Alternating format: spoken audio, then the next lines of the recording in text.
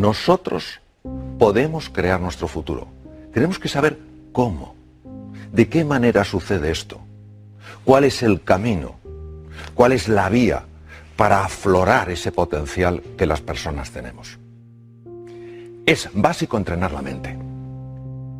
La mente es algo de tal complejidad que es muy difícil definirla y mucho menos con 4 o 5 palabras. ¿Qué es entrenar la mente? Lo primero es entrenar la atención. No perdamos más el tiempo enfocándonos en lo que está mal. Vamos a enfocarnos en lo que podría estar bien. No en quién tiene la culpa, sino en qué podemos hacer nosotros juntos. Vamos a usar la imaginación no para generar angustia y preocupación. Ay, ¿cómo va a ser mi vida mañana y pasado? Sino generar posibilidades, algo que nos ilusione. Tenemos que ser capaces, además, de parar ese diálogo incesante que nos pone la cabeza a estallar. Con desesperanza, con desánimo, con desilusión. Necesitamos entrenarnos en la reflexión. La palabra inteligencia viene de la raíz latina, interlegere, que quiere decir mirar dentro. Pero ¿qué pasa? Que cuando estamos hablando de entrenar la mente nos suena un poco extraño. ¿Cómo? ¿Es que una persona que quiere aprender un nuevo idioma no tiene que entrenarse? ¿Es que alguien que quiere aprender un nuevo deporte no tiene que entrenarse? Porque la mente no se va a entrenar. Necesitamos entrenarnos en fortaleza mental y en fortaleza emocional. Porque el mundo en el que estamos es un mundo complejo e incierto. Pero una cosa es la complejidad y la incertidumbre y otra es la desorientación. No podemos estar además desorientados. ¿Cómo nos orientamos? A través del entrenamiento mental. La creatividad es básica, todos lo sabemos. ¿Por qué es tan importante la creatividad? Porque es la que te permite aprovechar las posibilidades que la realidad te ofrece para crear un campo de juego que te abra nuevas oportunidades. ¿Pero qué nos pasa? Nos pasa que cuando pensamos en la creatividad pensamos que para ser creativo hay que haber pasado por la universidad, hay que tener 27 másters, etc. Eso no es verdad. La creatividad es consustancial con el ser humano, está en cada uno de nosotros. No hay un solo ser humano que no sea creativo. Lo que pasa es que muchos que sí creen que no son creativos. Y entonces no crean nada novedoso porque ellos no creen que en su interior hay ese potencial. La clave para la creatividad es la pasión. Tenemos que encontrar esa palanca emocional, ese motivo, esa ilusión que nos levante por la mañana con hambre de hacer algo nuevo, de encontrar la relación entre cosas que aparentemente no están relacionadas. Por eso el estado de ánimo es clave, que creamos en nosotros y en nuestro potencial. Hay que buscar los recursos emocionales. A ver, si somos honestos con nosotros mismos y empezamos a pensar con calado y con hondura, ¿por qué no hemos conseguido ciertas cosas en la vida? Nos daremos cuenta que la mayor parte de las veces no ha sido por falta de conocimientos o falta de erudición, sino porque nos ha faltado pasión, o nos ha faltado compromiso, o nos ha faltado determinación, o nos ha faltado autoconfianza. ¿Qué es buscar esos recursos emocionales? Es en ese abanico de colores, irte a tu pasado y decir, vamos a ver, ¿cuándo en mi vida he tenido realmente coraje? Y seguro que encuentras un momento en tu vida en el que hayas sido valiente y audaz. Tienes que traerlo ahora, tienes que recordar quién eres, porque se nos olvida la grandeza que hay en nuestro interior. Inventar el futuro. La forma en la que creamos nuevas realidades es absurda. Consultamos al pasado y le decimos, pasado, yo he podido hacer esto, y el pasado dice, no, pues entonces no podré. ¿Pero qué es eso? ¿Pero qué es eso? ¿Cómo va el pasado a determinar nuestro futuro? Es al revés, ¿cómo hay que hacerlo? Hay que crear esa idea que nos apasione, que nos ilusione, que tire de nosotros y a partir del futuro empezar a construir hacia el presente. Para llegar allí, ¿qué tengo que hacer primero? Pues tengo que hacer esto. Y para hacer esto, ¿qué tengo que hacer? Esto, pum, pum, pum. Es que es radicalmente distinto, pero lo hacemos al revés. ¿Vamos del pasado al futuro? No, señor. El pasado no tiene por qué predecir tu futuro. Para nada. Está muy bien que te informe, por supuesto, pero que no te determine. Emociones aflictivas. ¿Qué es una emoción aflictiva? Una emoción aflictiva es aquella que no te da nada valioso. Por ejemplo, si yo me encuentro con un tigre, es lógico que sienta miedo, y es muy bueno que sienta miedo porque eso me da opciones de supervivencia. Pero si yo estoy en este estudio contigo, en un entorno agradable y acogedor, y tengo miedo, eso me paraliza, no me da nada.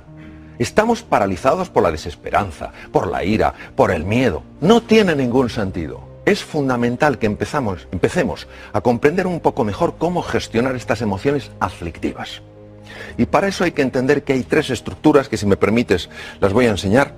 Una de ellas es la amígdala, viene del griego almendra, está situada aquí en los polos anteriores del lóbulo temporal.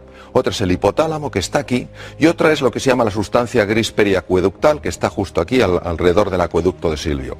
¿Por qué es importante conocer estas emociones aflictivas? Porque nosotros tenemos sobre todo tres grandes lastres que nos dificultan llegar a ese futuro ilusionante. Primero, la ignorancia.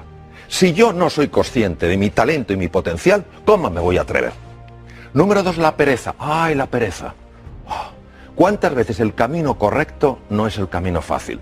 Pero el tercero es el miedo, una de las emociones aflictivas más potentes. Entonces, ¿qué podemos hacer para gestionar el miedo? Yo, de todas las cosas que he visto en mi larga trayectoria como cirujano y en muchos temas en los que he estado metido, al final me doy cuenta de una cosa. El miedo, cuando te engancha, hay que gestionarlo por vía física, utilizando técnicas físicas, técnicas respiratorias, gestionando el diafragma, porque es el que te cambia la química hormonal, cambiando el foco de tu atención, utilizando colores. ¿Por qué colores? Pues no lo sabemos. Esto lo descubrieron científicos orientales hace miles de años. Los colores tienen un impacto tremendo en el hemisferio derecho del cerebro, que es el que gestiona estas cosas. Nosotros sabemos que al imaginar un color azul llevado a ciertas partes del cuerpo, sabemos que automáticamente empieza a cambiar esa emoción aflictiva. ¿Por qué? Bueno, porque cambia la química, las imágenes generan emociones, las emociones están asociadas a procesos químicos. Entonces, es fundamental que sepamos que el miedo se puede gestionar, por lo menos, para que no nos paralice cuando es una emoción aflictiva. Bueno, luego hay una cosa que es que creo que la tenemos que recuperar.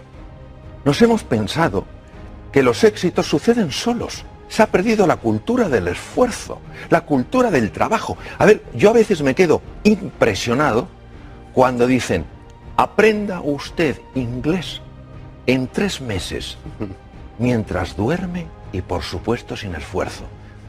Pero ¿cómo se le va a creer uno eso? Pero nos gusta tanto la fórmula, la receta mágica, lo quiero, es mío. Pues no funciona.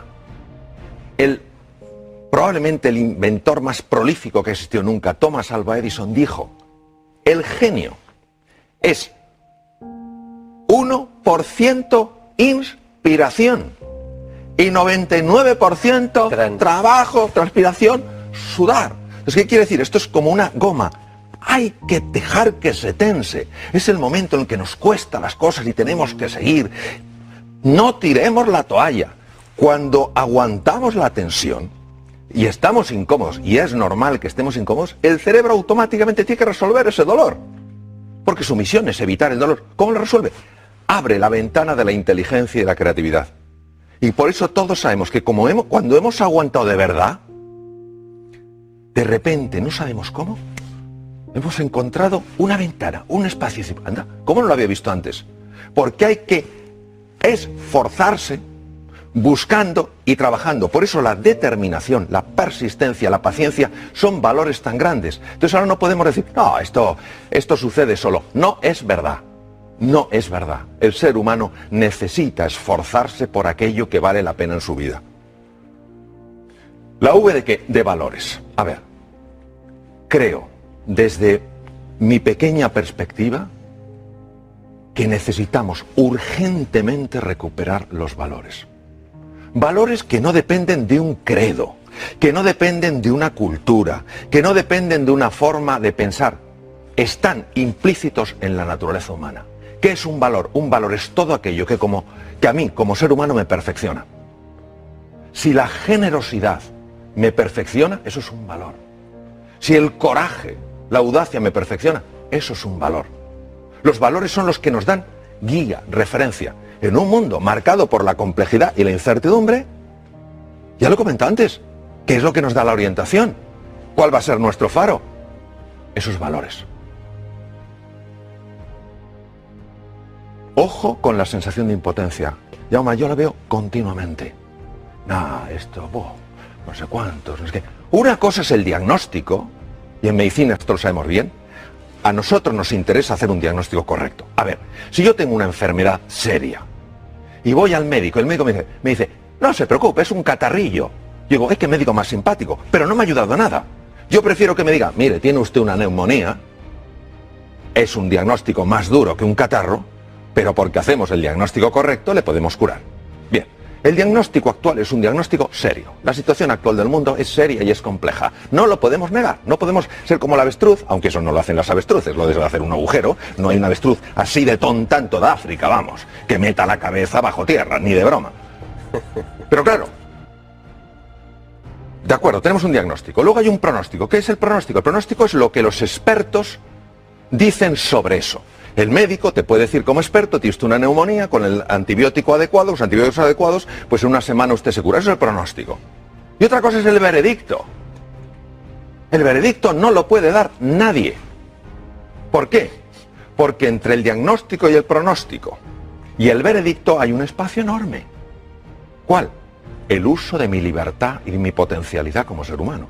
Todavía me acuerdo de una persona en el Memorial de Nueva York, uno de los mejores hospitales del mundo, unos 2 mejores, tenía un carcinoma pulmonar, una variedad muy severa y muy avanzada. Le dijeron, tiene usted 3 meses de vida. Diagnóstico era correcto, carcinoma pulmonar en un estadio muy avanzado. Pronóstico, desde el punto de vista estadístico, usted tiene 3 meses de vida, pero se lo dijeron como un veredicto, usted tiene 3 meses de vida. Y este señor dijo, lo siento, compro su diagnóstico, compro su pronóstico, pero no su veredicto. Tengo demasiadas cosas que hacer. Vivió 3 años. Entonces, esto no es sencillamente un caso extraño. ¿Qué es lo que nos perdemos? Nos perdemos lo que puede emerger del ser humano cuando ese ser humano dice, ahora yo, ahora me toca a mí. Esta es la historia de Sísifo, condenado por Zeus, un dios más bien poco piadoso, a subir una piedra. Y cuando la había llevado a lo alto de la colina, la propia piedra bajaba y él volvía a hacerlo. Esto lo estoy viendo continuamente, la sensación de desesperanza. Haga lo que haga, para nada sirve. ¡Claro que sirve! ¿Cómo no va a servir? De hecho, es lo único que sirve. Pero si tú crees que no sirve, dejarás de esforzarte como te puedes esforzar. Y entonces se cae en la desesperanza. Este es el drama de hoy. El drama de hoy no es ya la dificultad que hay, que es real, sino nuestra sensación de impotencia que le está acompañando. Uno se pregunta, ¿por qué tuvo tanto impacto esta película durante la Segunda Guerra Mundial? Porque habla de las creencias. Son 3 personajes que van con Dorothy, cada uno se ve limitado por algo. Y hay un mago que se supone que es un ser enorme, con unas voces tremendas, y al final se dan cuenta que es un hombre con una megafonía. Es chiquitín, y tiene una megafonía. Así son nuestras creencias limitantes, esos programas que tenemos metidos. No puedes, no llegarás, no serás capaz.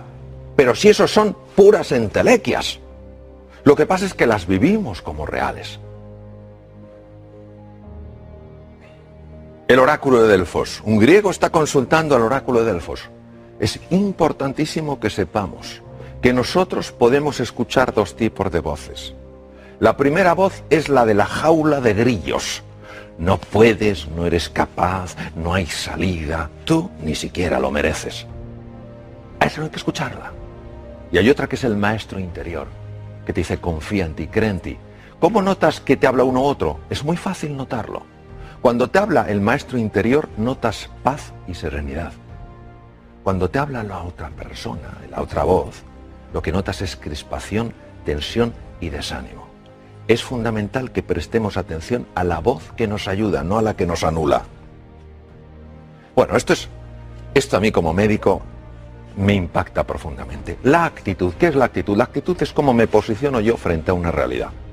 Está más que demostrado médicamente que la actitud de una persona frente a una enfermedad afecta a todos estos niveles. Los linfocitos, ¿qué son linfocitos? Células que atacan bacterias, virus, tumores. Células fagocíticas, los fagocitos, lo mismo, los engloban de otra manera. Macrófagos, son el servicio de limpieza del organismo. Se ingieren, destruyen todos esos detritus para que no se infecten. Anticuerpos, fibroblastos, generadores de la cicatriz. Todo esto es afectado por la actitud. Y uno dirá, ¿pero cómo es posible? Porque la actitud afecta mis emociones. Mis emociones son procesos químicos. Y todas estas células que vemos en la pantalla tienen receptores para esas moléculas. Claro, no es lo mismo que a un linfocito que tiene que pelear con una bacteria se le pegue la molécula del entusiasmo que la del desánimo. Porque imagínate un linfocito acercándose a una bacteria con la molécula del desánimo y el propio linfocito, claro, en el lenguaje linfocítico, diciendo, oh, yo con esta bacteria no tengo nada que hacer, yo me voy. Pero es que es así, es decir, lo digo en un plan un poco desenfadado, pero es que es así. Es que se ha demostrado que estas células reaccionan de manera radicalmente diferente según las moléculas de la emoción que se ajusten. Nelson Mandela, se puede aprender tanto de este hombre, que podía haber odiado tanto a sus carceleros. Tanto, tenía tantas razones. Y lo único que le importó es la reconciliación. Y él decía que la última libertad, la que nunca te quitarán, es tu libertad interior, tu libertad creativa. Claro que la libertad para moverte, esa te la pueden quitar. De hecho, él estuvo encarcelado 27 años en Robben Island. Pero tu libertad interior, ¿cómo quieres tú posicionarte frente a algo? Él eligió posicionarse no desde el odio, sino desde la voluntad de la reconciliación. Porque él sabía que no era el único prisionero, sabía que sus propios carceleros eran prisioneros de su propio odio. Vaya mensaje. Hombre o máquina, no podemos estar esclavizados por programas mentales. Por programas mentales que nos alteran. No somos criaturas que solo reaccionemos, que nos pinchan y quitamos el brazo, que nos queman y quitamos el otro brazo. Hemos de recuperar nuestra libertad interior y decir, de acuerdo, esta situación es dura, esta situación es compleja, no me gusta. Yo, si hubiera podido, no lo hubiera elegido, pero me ha tocado. ¿Qué puedo hacer para relacionarme con esa situación con mucha más potencia y mucha más energía? Entonces, en ese momento, cuando yo utilizo mi libertad interior, mi libertad creativa, ¿qué es lo que me hace verdaderamente humano? Salgo de la dimensión de máquina. Ya no reacciono, ya no soy alguien que dependa exclusivamente de las circunstancias. Soy influido por las circunstancias, pero no soy determinado por ellas. Bueno, esto de llegar a las reuniones. A ver, ¿cuántos problemas tenemos hoy? Muchos. Pero si la energía para resolver problemas, esa es una energía que nos debilita. Lo que hay que decir es, señores, ¿qué desafíos tenemos hoy sobre la mesa? Se ha visto, cambiando palabras, problemas por desafíos, cómo la sangre cambia, porque cambian las hormonas, cambian las moléculas de las emociones. Entonces, vamos a dejar de hablar tanto de lo que está mal y vamos a hablar un poquito más de qué está pidiendo de nosotros la vida. Pues la vida lo que está pidiendo es que demos la talla que por naturaleza tenemos. Voy a terminar con 3 animales. Los 3 para mí tienen un mensaje. Adoro la naturaleza. Adoro la naturaleza. El águila tiene visión. Visión de alcance. No nos podemos quedar con la superficie, hay que ir más allá. No podemos tener una visión superficial, tenemos que ir con más profundidad. No podemos tener una visión estrecha, tenemos que ver una visión más ancha. Es un mundo ya todo conectado. La ley de sistemas está presente. Claro, esto llama a ese entrenamiento de la mirada, a mirar las cosas de una manera desacostumbrada. Segundo, el león. ¿Por qué el león duerme 2/3 partes del día? Uno dirá, porque tiene mucho sueño. No digo que no, pero porque confía en él, porque confía en la vida, porque confía en los demás. Es la confianza. Y el tercero es el actuar estratégicamente. A ver, todo esto, si solo se queda en un revulsivo emocional, en algo que me ilusiona, en algo que me entusiasma, pero no cojo yo y digo, y ahora me toca mirar el primer paso, no sirve para nada. Entonces, la actuación estratégica, es decir, bueno, quiero llegar aquí, ¿qué 4, 5, 6 cosas puedo poner en marcha simultáneamente para encaminarme? Si realmente nosotros creemos que podemos, vamos a subir muchísimo las posibilidades de poder. En la vida, Jaume, tú lo sabes igual que yo, solo tenemos una seguridad. En un momento determinado nos vamos a otra dimensión. Ahora, nosotros podemos jugar con más posibilidades. De eso se trata. Creyendo más en nosotros, en todos nosotros, y poniéndonos en marcha como aquellos que creen, Desde luego es así como inventamos nuestro futuro.